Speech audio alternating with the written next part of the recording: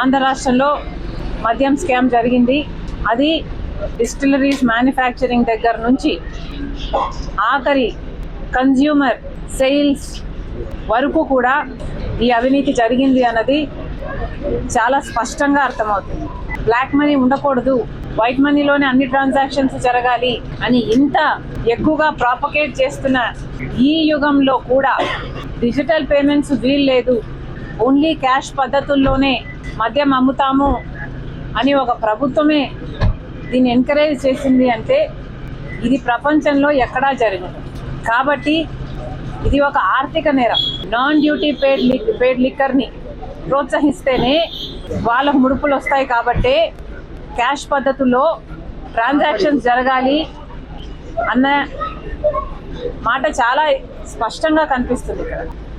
Cheap లిక్కర్ని, లో grade లిక్కర్ని, harmful లిక్కర్ని మాత్రమే సరఫరా చేయడంతో లక్షల్లో కోట్లలో అంత జనాభాకి ఇది ఎఫెక్ట్ అయింది.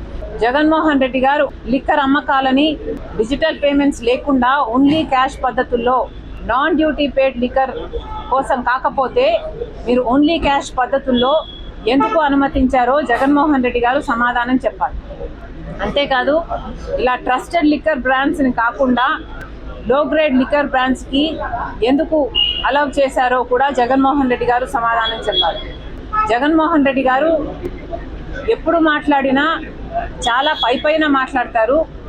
తనకు ఎక్కడ కన్వీనియంట్గా ఉంటే అక్కడ, ఏది కన్వీనియంట్గా ఉంటే అది మాత్రమే చెప్తున్నారు. కానీ జగన్మోహన్ రెడ్డి గారు మీ నుంచి ప్రజలు సూటిగా సమాధానాలు ఎక్స్పెక్ట్ చేస్తున్నారు.